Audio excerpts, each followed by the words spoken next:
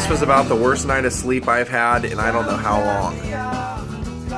Right at about 2 a.m., which is unfortunate because I had to wake up early today to go, I have my doctor's appointment at 10 a.m., so I had to wake up at 7:30.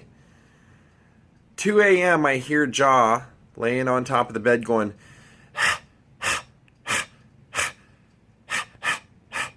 uncontrollably, will not stop.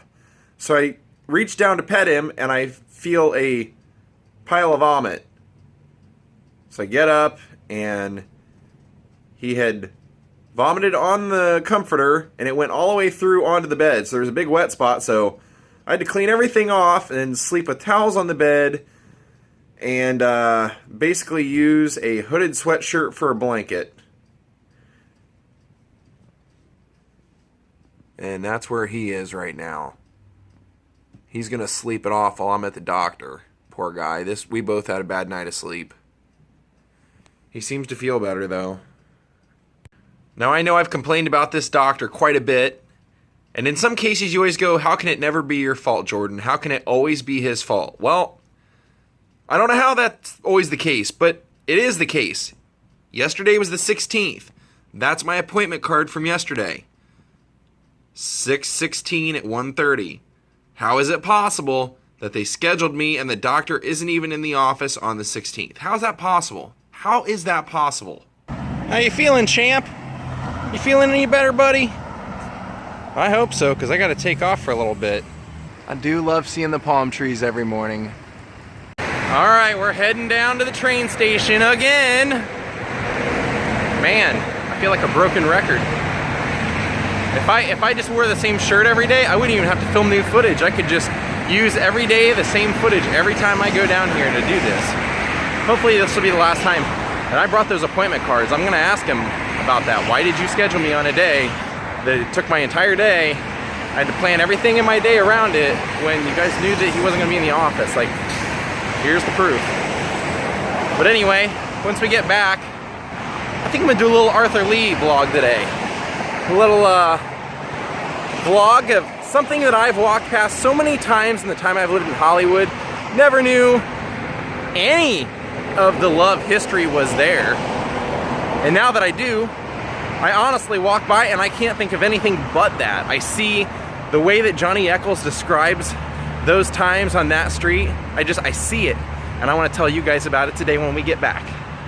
And in case you didn't know, now you do. Daze with Jordan the Lion begins now. World's largest pizza box. 36-inch pizza.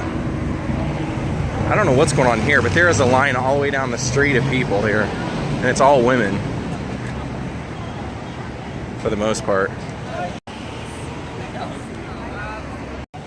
This is insane. It's almost a block long. They said it's some clothing stores launching some new clothing line. And actually, I was wrong. That wasn't the world's largest pizza. That place is known for having the world's largest pizza, and I think they actually have a 56-incher. I was at a party one time. Somebody had a birthday party, and sure enough, they ordered one of those things, and we put it on the hood of their car, and it was literally the size of the hood of a car.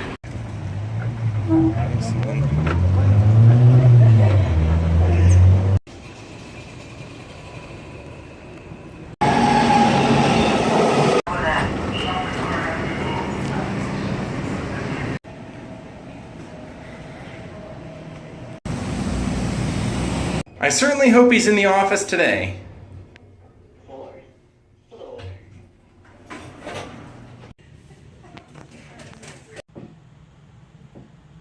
The stitches are coming out, guys, and they hurt.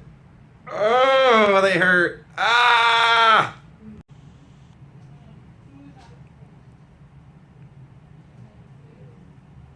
And they said I just leave these on and they'll fall off in a few days by themselves. Oh man, that hurt. That hurt so bad. I'm telling you, it felt like they were peeling off a layer of skin because they said that they, no surprise to me, I knew this was going to happen. I even said it. They had left him in so long that all the skin around it had dried up, and so they were having to like kind of pull the skin and cut the skin to get him out. And oh man, it hurt, but it's all done. The update is I can now drive light driving, like no race driving or anything. He said just very light driving, but I can't work for another 10 days. He gave me like a doctor's note saying that I was cleared to work in 10 days, but not before then, because he doesn't want to take the risk that the wounds would break open or anything like that. And he also said that these things that he put on my hand, they'll fall off on their own. And what else? I have to come back in a month to get checked up on. And he said that the tumor in my finger was a large cell tumor, but not cancerous. The lab results said that the other two things that they took off the top of my hand were not tumors. I forget what he called them, but he said they were basically like weird, like large patches of just thick skin, and so he removed those. So should be good to go for now. Yeah, speaking of starving actor, that's definitely gonna be me.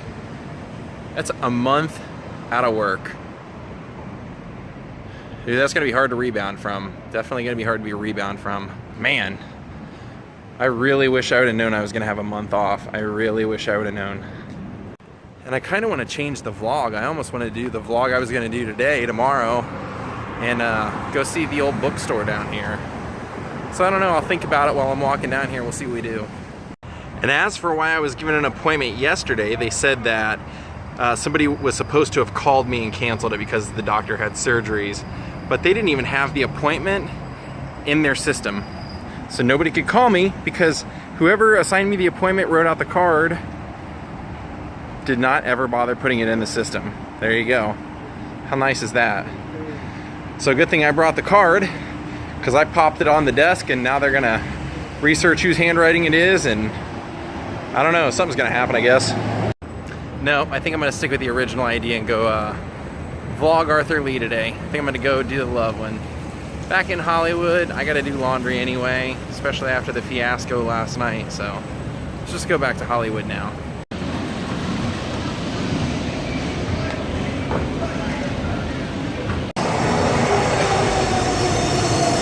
Well, I'm home hanging out with this guy, and he and I threw the laundry in. And then he's going to take off to Pollyanna's house to go play. And you and I, my friends, my lion hearts, we're going to go vlogging. Well, today's vlog focuses on one of the most important bands in Los Angeles history. And a band whose credit is being some of the forebearers of the flower power hippie generation that swept across the country in 1965. Now, I had mentioned in the vlog when we went to the place called the Castle that Love lived in, I kind of told you a little bit of their backstory. Part of that story was that Arthur Lee and Johnny Eccles actually had their grandmothers, well, Arthur's mother and Johnny Eccles' grandmother had been teachers together in Tennessee before moving out here, and then they ended up living 2 doors away when they moved into the Crenshaw area. And so the two guys were in the same classes in high school and eventually would go on to be in one of the most successful bands of Los Angeles history. Now, Johnny Eccles actually was the man who taught Arthur Lee how to play guitar.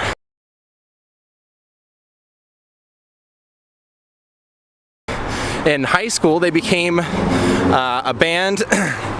Arthur would play bongos, then he went on to play keyboards.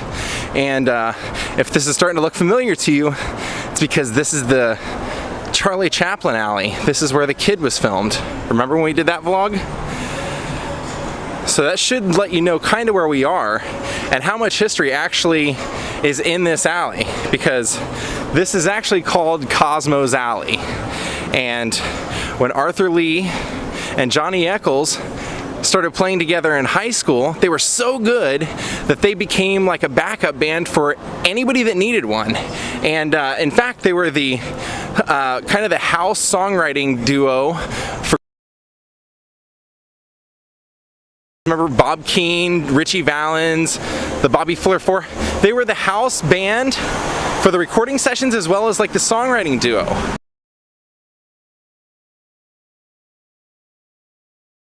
And while they were doing this, Jimi Hendrix was going by the name Jimmy James, and he was actually in their band, and they would play out all over town.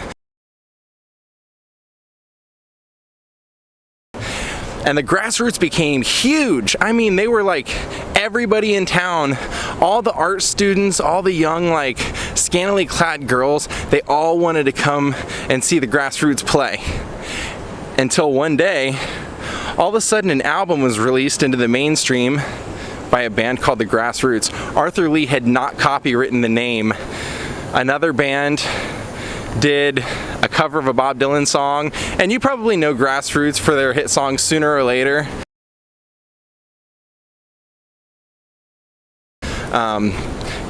Crazy story, one of the guys I worked with at Jerry's Famous Deli actually wrote that song and sold it to him. They ended up having to change the name, and Arthur Lee said, I always acted out of anger in my life. And so when this happened, it was the first time that I realized I couldn't do anything about it, and I just decided to act in the complete opposite way, which was love. And I realized that everyone was love, so I was going to call the band Love. During those days, Love was the house band at a place called Bido Lito's.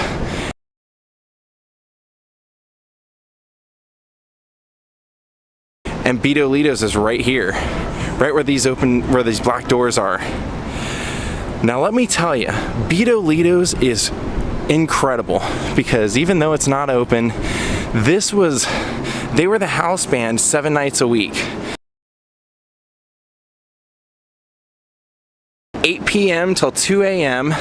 from right here on the corner of Selma and Cosmo all the way up to Hollywood Boulevard and Cosmo. Back in those days, this was a private alley, and so they blocked off each side and they charged an admission. And Bido Lito's is so small that you couldn't possibly get hardly anybody in here. So this is insane. The band would play in here and play extremely loud, like deafeningly loud, and then they set up speakers in various parts of this alley, and the music from inside would come blasting through here. And John Densmore of The Doors even said the first time that he heard of Love was right here. He said, I was right around the corner at Shelley's Manhole where Miles Davis and John Coltrane would perform, and he said, I stumbled around the corner to this alleyway that was full of like scantily clad women and like flower powery hippie art students, like everybody that you wanted to be and everybody that you wanted to know. And they would play to where this alleyway was packed, if you can believe that. They said even this area ended up becoming too small for the band to perform in. And at this time, the band was the first multiracial band. When you came in here, you'd see Johnny Eccles was black. Ken Forsey became the bass player while he was here. He was in the Safaris, and he came in here one day and met Arthur Lee and just said, I think you guys need a bass player. And so they said, well, come back next week. He came back next week. They rolled the joint, drove him up to Arthur's house, and without even rehearsing, they just said, you're in. And same thing, while they were performing here, all those club dates, every single night, 7 days a week. That's when they had this really great drummer named Don Conca,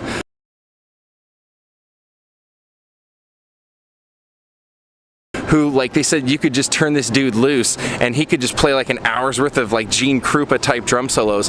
But he got super involved in the drug scene in those days and became unreliable, and they said like they ended up having to find drummers that could be called like on the spot to just come down here and fill in if he decided not to show up. And that's how Snoopy ended up getting in the band. Snoopy was a guy who really nobody but Arthur liked, but Arthur was so hard to get along with in those days. Everybody knew that they were like, Snoopy's just the easiest person because Arthur likes him. And in those days, like, Snoopy said when he came here and he met Arthur, he's like, there's a guy with like granny glasses with one red lens and one blue lens.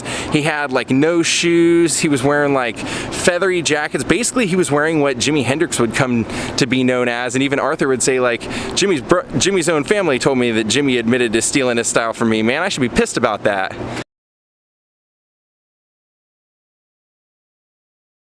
And they played from like 1965 till 1967 as the house band here. Jim Morrison would come see him here.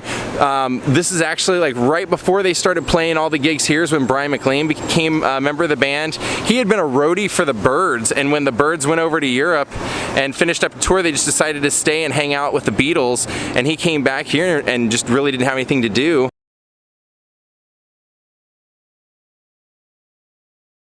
Arthur met him, and they just realized, like, well, if we're friends with this guy, we'll get into that scene of like all these cool like hippie art, flower power people. And Arthur even said, he's like, part of the reason that I dressed like that was because those are the only clothes I really had. But he said the other part of it was I knew that if I was like dressed crazy enough, I'd be memorable.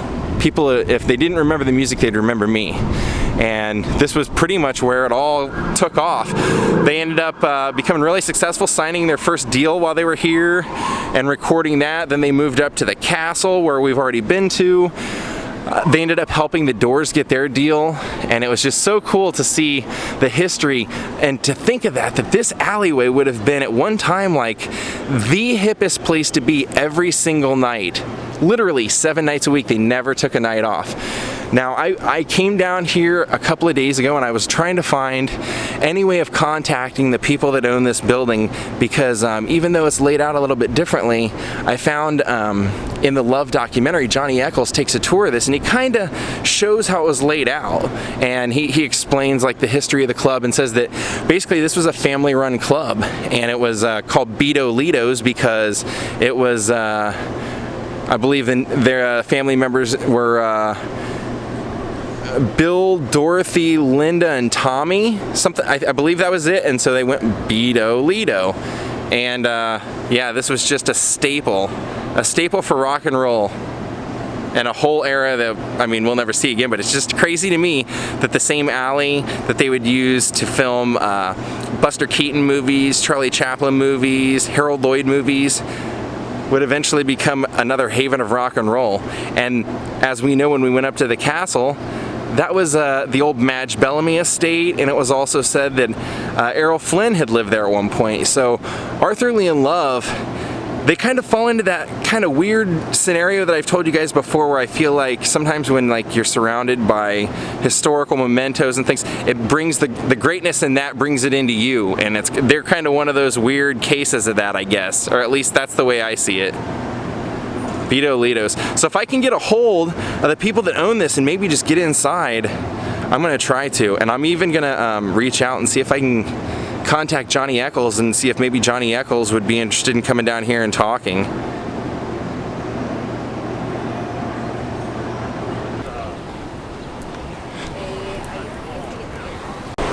At some point, these cranes will all be a memory. Thank God.